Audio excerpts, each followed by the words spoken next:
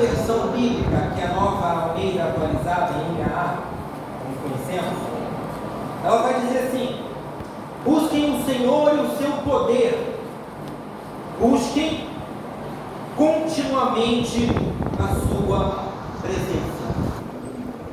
Esses salmos, irmãos, que nos leva a entender que é um salmo davídico, nos mostra um período na qual Davi, ele quer animar o povo novamente. Israel vem passando por um tempo a qual o seu antecessor, rei Saul, não deu muita importância na busca da presença de Deus. E eu quero me ater com você nesta noite em um objeto que fora construído por ordenança de Deus e instrução do Senhor a Moisés, que era a Arca da Aliança. A Arca da Aliança para o povo de Israel simbolizava e representava a presença sagrada de Deus. E a Bíblia fala que Saul, aliás, a história vai nos mostrar que Saul não deu muita importância para esta presença, para esta. Busquem o Senhor e o seu poder, busquem continuamente a sua presença.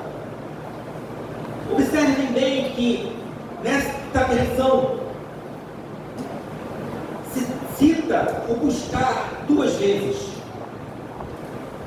Esse busquem o Senhor e o seu poder, o primeiro buscar, tem origem hebraica de um verbo chamado darash, e nos dá a entender que esse buscar o Senhor, o salmista expressa aí que quando ele busca, ele recorre, ele procura com cuidado, procura com zelo para buscar a divindade por meio da oração e adoração.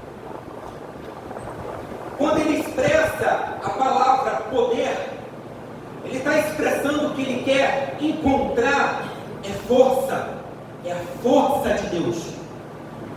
E o segundo buscar, busquem continuamente, é um outro verbo, mas dessa vez não darash, mas sim bagash, que é procurar até encontrar, procurar a face, desejar, pedir, até encontrar aquilo que ele está procurando, é bater, bater, bater, até achar. E por fim, ele quer a presença, que ele vai expressar como a face, o rosto da divindade, a presença de Deus.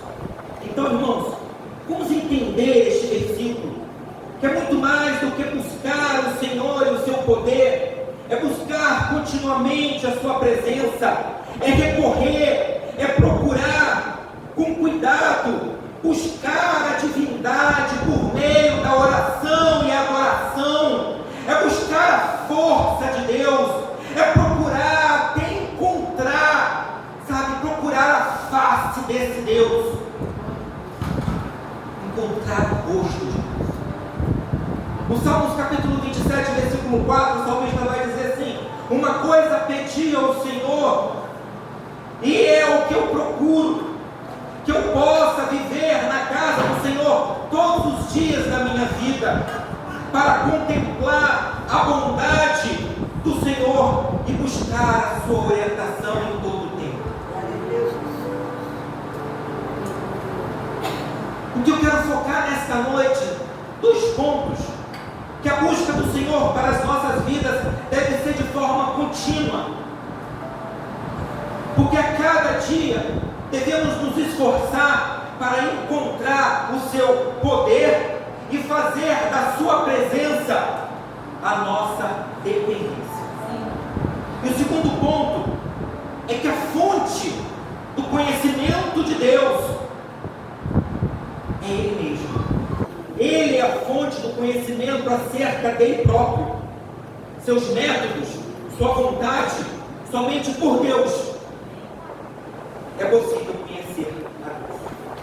O apóstolo Paulo vai expressar em 1 Coríntios capítulo 1 que o mundo não o conheceu por meio de sabedoria humana. Deus não vai se revelar por meio de sabedoria humana. Deus somente vai se revelar a nós por Ele mesmo. E essa revelação da santidade do Altíssimo hoje nos é reservada, hoje nos é garantida através da bondade dEle, em ter enviado um Espírito Santo que é semelhante ao Filho, porque como o Filipe fala, Senhor, mostra-nos o Pai. Jesus fala para ele assim: Filipe, olha para mim, porque se você olhar para mim, você vai ver o Pai. Então esse que tem a semelhança do Pai, rogou ao Pai: Senhor, envia a eles um Espírito, porque vai revelar a Palmira, vai revelar o Pedro, vai revelar a irmã Alva, quem eu sou na verdade. Seu filho, semelhante ao Pai. Ao longo de toda a história humana, irmãos, nós podemos pegar desde a antiguidade até a era moderna, pessoas que buscam informações sobre Deus.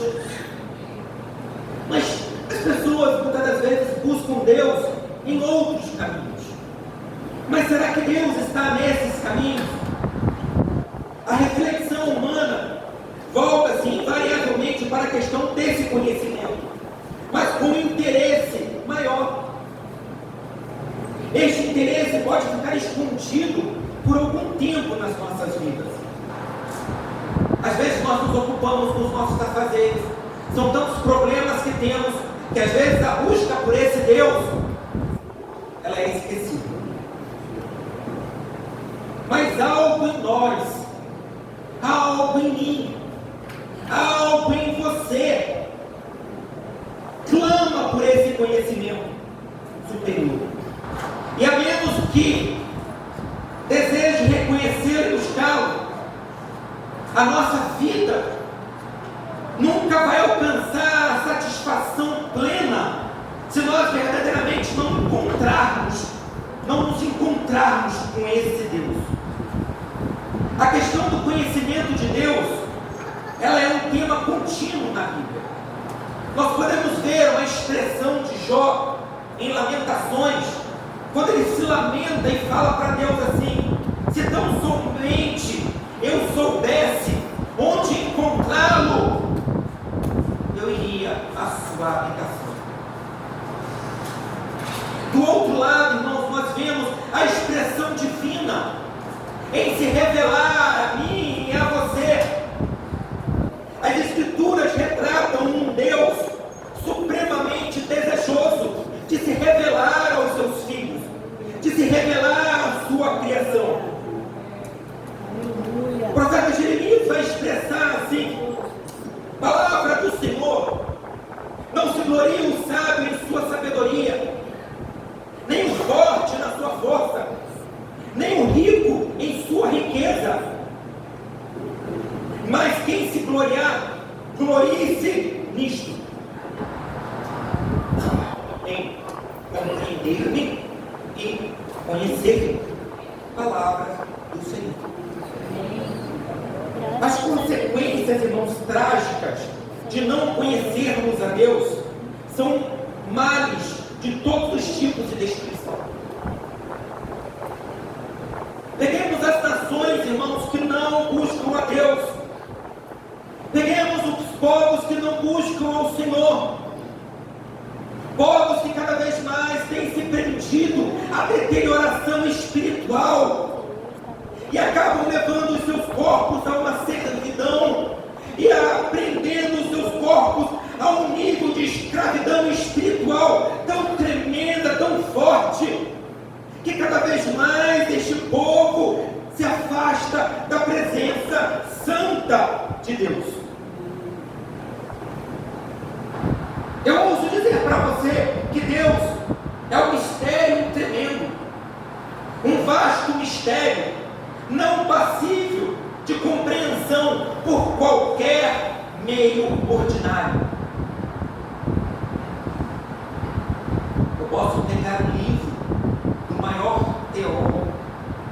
Eu posso pegar um livro de astrofísica, se eu ousar escrever algo sobre o Big Bang, sobre Deus. Eles podem me dar, de repente, alguma orientação, mas o conhecimento mesmo desse mistério tremendo somente é nos dado através da revelação que o Espírito Santo de Deus tem para mim e para você. Porque o próprio Cristo disse que Ele é o caminho, Ele é a verdade e Ele é a vida. E não existe nenhum outro caminho que vai nos levar direto ao trono da graça de Deus, senão por Jesus Cristo, nosso Senhor. Voltemos então ao início de tudo. A Bíblia fala que Deus cria os céus e a terra.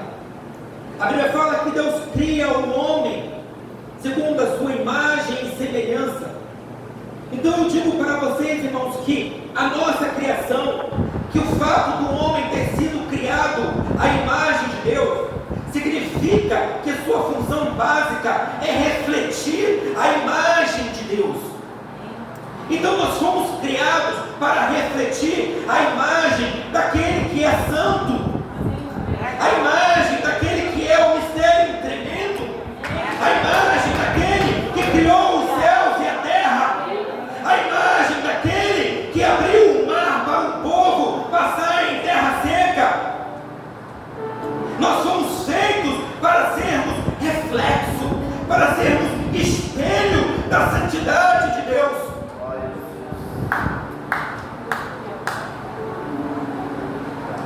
Então o Senhor Deus formou o homem do pó da terra e soprou em suas narinas o fôlego de vida, e o homem se tornou ser vivente.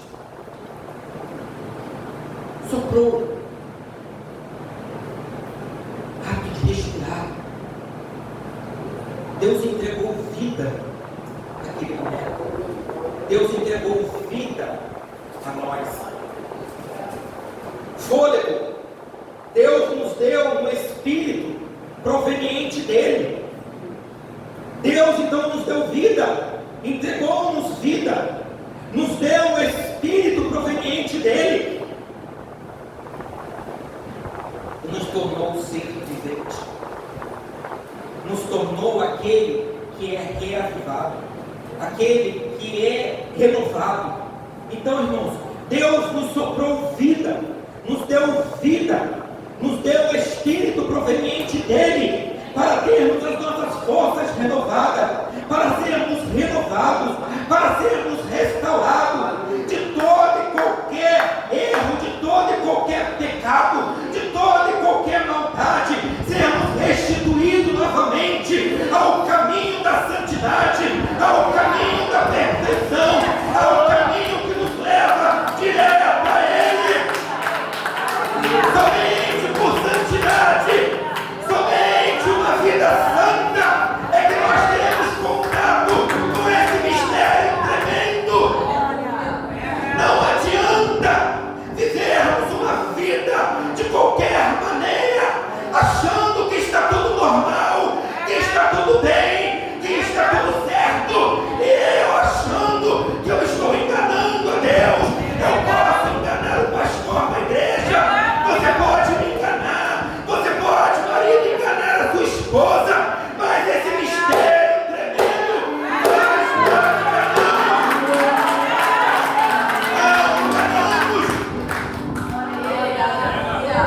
Deus quer se revelar a nós como nunca antes.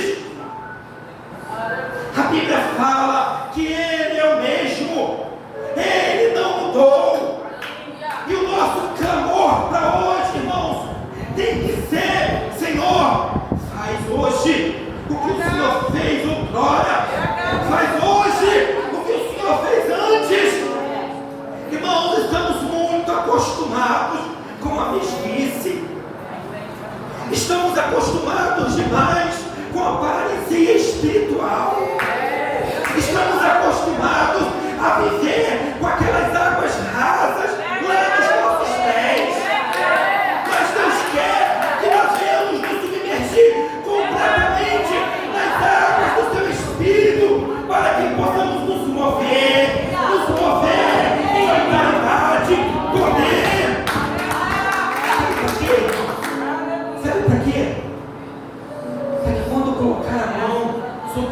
enfermo ele possa ser curado.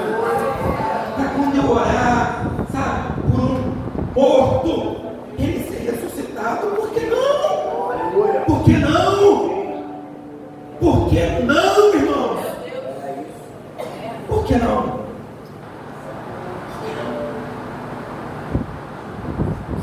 Deus não.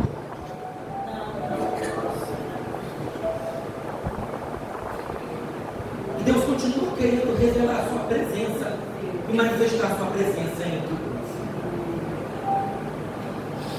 A Bíblia fala que Deus tira o povo de Israel do Egito da servidão.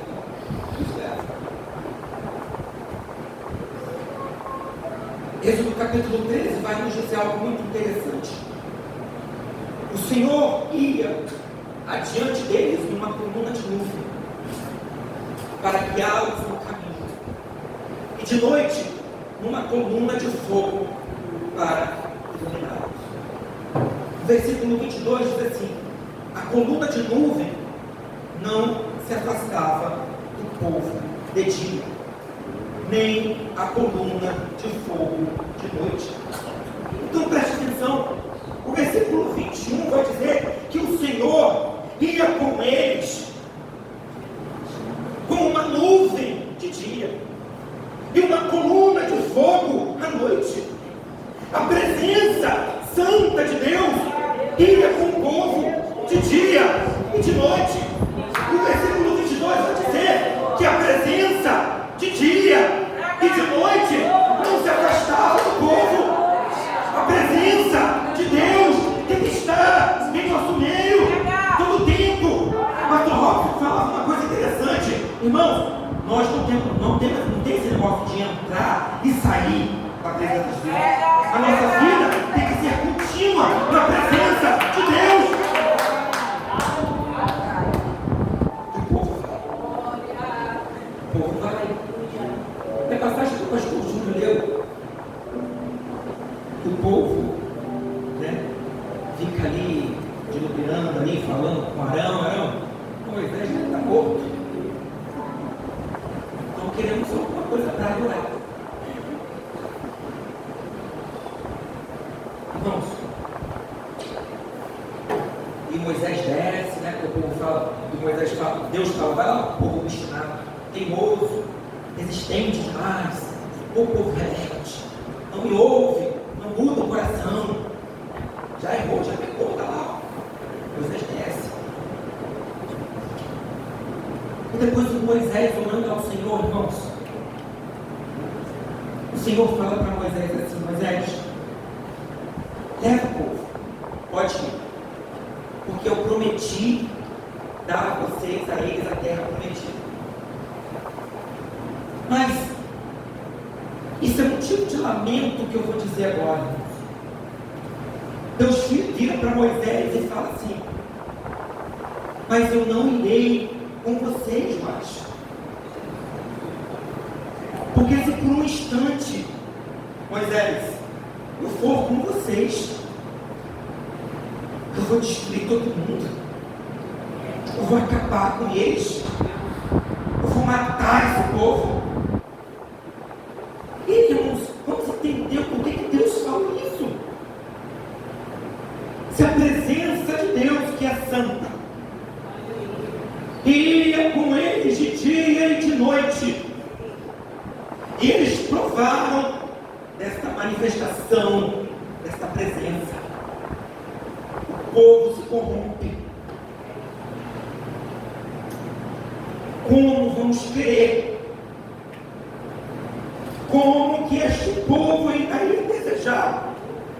Como que eles iam ainda ambicionar pela presença de um ser que é santo, que não divide a sua glória com ninguém, com nenhum outro?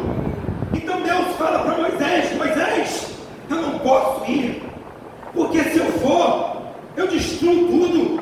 Sabe por quê? Deus não pode habitar em meio à sujeira. Deus não pode habitar em meio a um lugar onde a adoração não é exclusiva dele. Deus não pode habitar habitar em meio ao pecado. Deus só pode habitar em meio à santidade. E o povo se corrompeu, e o povo estava distante de Deus, o povo com o coração obstinado, duro, querendo outras coisas, não a presença de Deus. E Deus fala: Moisés, eu não posso ir, porque se eu for eu vou destruir. Moisés, eu não posso ir, porque se eu for eu vou matar. Irmãos, Moisés se coloca na brecha. Moisés intercede pelo povo. Moisés clama a Deus pelo povo. Moisés fala assim: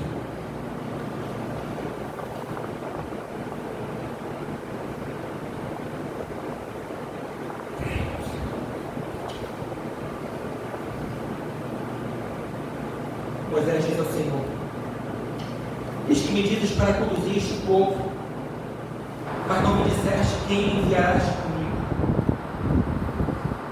O Senhor vira para ele: eu conheço você pelo nome, Moisés. Moisés fala assim para ele: Senhor, se alcancei favor de ti, peço que me faças saber neste momento o teu caminho, para que eu te conheça. Moisés fala para o Senhor assim: lembra-te que esta nação é o teu povo. Olha o que Deus responde para Moisés: não me disseste, Senhor, quem enviarás comigo. Deus vira para Moisés e fala assim: Moisés, a minha presença irá com você. Moisés vira para o Senhor e fala assim: Senhor, então se a tua presença não for comigo, não nos faça sair deste lugar. Isaías capítulo 6, versículo 64, perdão, diz assim: desde os tempos antigos ninguém ouviu, nem ouvido ouviu, nem olho viu outro Deus além de ti, que trabalha para aqueles que nele esperam. Moisés clama pelo povo, para que a presença do Senhor pudesse ir com eles. Quando eu estava lendo sobre isso, irmãos, Deus me fez refletir em algo que eu não tinha parado para pensar antes. Apocalipse fala de uma carta a uma igreja chamada Laodiceia. E a Bíblia fala assim, capítulo 3, versículo 20: eis que estou à porta e bato. Se alguém ouvir a minha voz e abrir a porta, eu entrarei, cearei com ele e ele comigo. E às vezes nós lemos esse texto e pensamos assim: é a palavra de Deus para aqueles que não são crentes.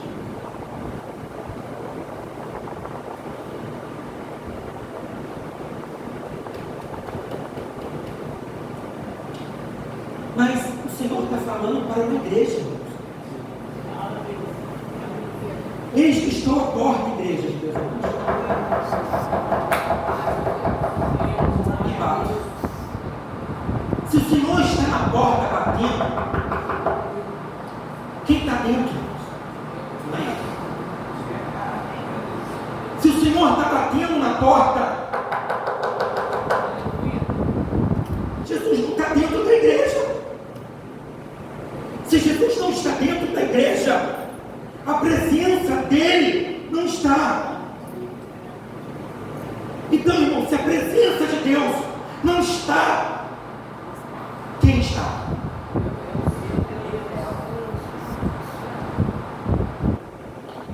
Quem está?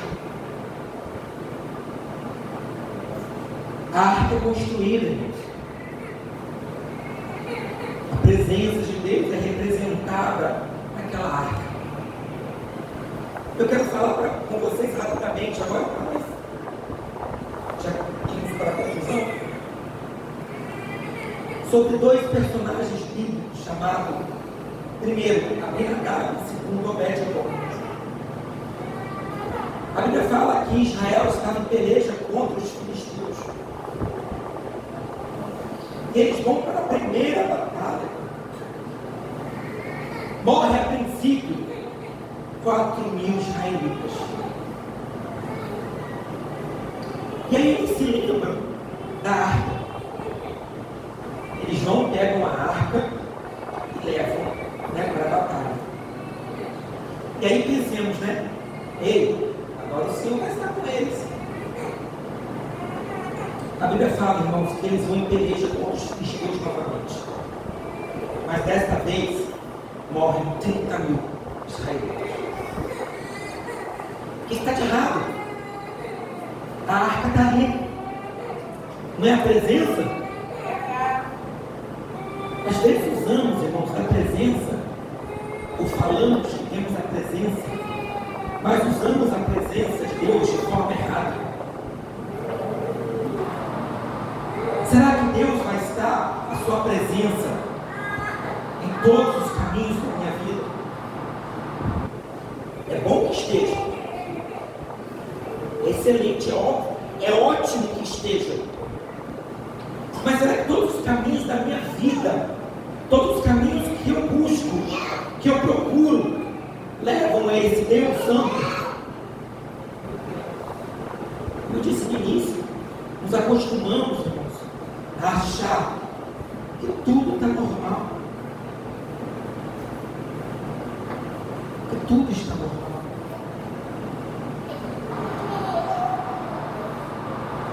As pessoas às vezes têm o hábito de falar, né? Desculpa a expressão. Às vezes acende uma vela para Deus e outra vela para o diabo. Mas não dá. A Bíblia fala, ou adora no Senhor e ama, ou odeia. É um ou outro. É um ou outro. A arca da aliança, irmão, símbolo da presença de Deus, ficou 20 anos na casa de Abinadab. Eles pegaram a arca, levaram para a casa de Abinadab e lá deixaram a arca, a presença de Deus. Esqueceram da arca.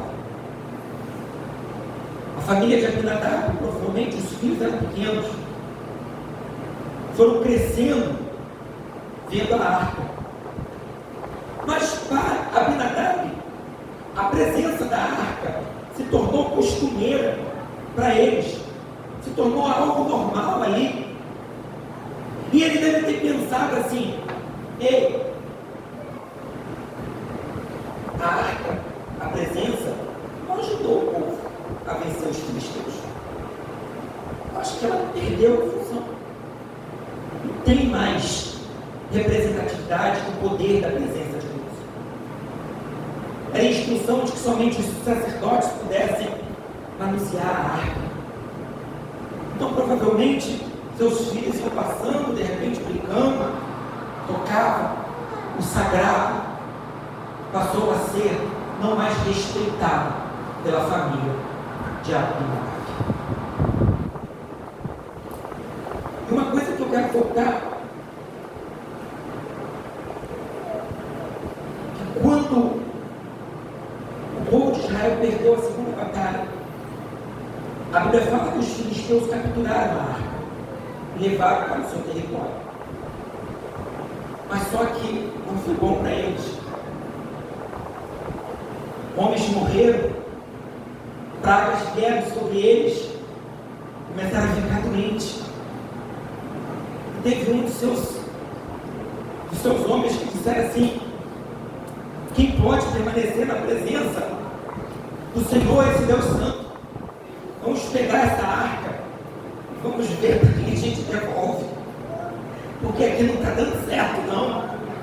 Vamos levar essa arca embora daqui, porque a presença desse Deus Santo está nos atingindo, está nos ferindo. Deus não pode habitar, irmãos, em meio de sujeira. Não vai dar certo. Então, irmãos, Abinadab, sabendo daquilo, e ainda mais o profeta da época, se chamava Eli, a Bíblia fala que quando ele soube que a arca havia sido capturada e levada pelos filisteus, a Bíblia fala que ele cai e morre. E a sua nora estava grávida. E ela começa a entrar em trabalho de parto. Coloca o nome do seu filho de Icarô. Que quer dizer, glória se foi, a presença se foi.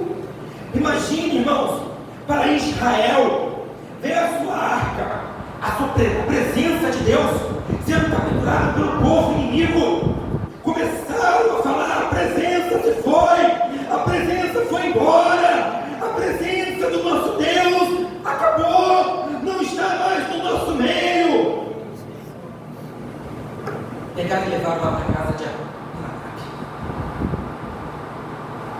Nada de bom. 20 anos passaram e eles não provaram de nada. Vem Davi, e ele tenta resgatar a arca novamente para trazer para Jerusalém, que era a cidade a qual Deus tinha escolhido para a adoração. E ele vai à casa de Abinadab e pega a arca, coloca num carro de boi e vai embora. Chega um determinado momento que o carro de boi começa a balançar. E ela ia caindo. Um dos que ia ali com ele tocou na arca. Ele fala que ele foi fulminado. Davi começa a ficar confuso. Mas, Senhor, ia levar a arca de volta. Mas não deu certo. Leva para a casa de Obed-Edom. Fica na casa de Obed-Edom, não sabe quanto tempo?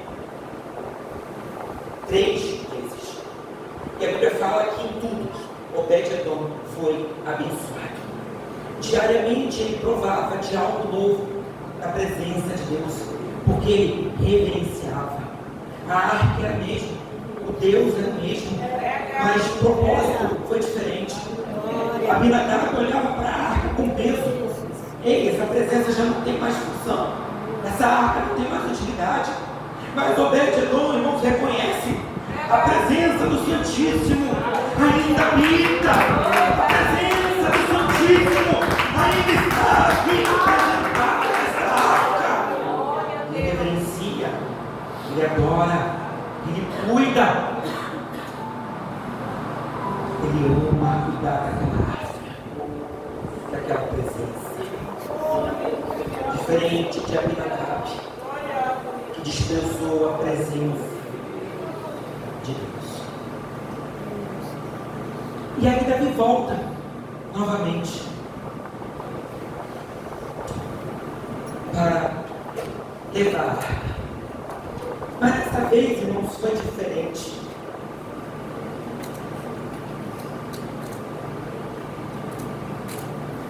Segundo Samuel, capítulo 6, a arca foi colocada num carro de boi. Tentaram levar de volta para Jerusalém. A arca ia caindo. Uzá, que foi o servo que chegou a nome, morreu. E aí a arca é colocada na casa de Obed-Edom. Então não levaram a arca, não levaram a presença da forma correta. Já em 1 Crônicas, capítulo 13 ao 15, a Bíblia fala que Davi consulta os seus oficiais. Davi vai e prepara um lugar para a tenda, uma tenda para a arca. E ele separa os levitas, os sacerdotes, e pede que eles se santifiquem. Para o quê? Para poderem levar, carregar a arca, a presença de Deus.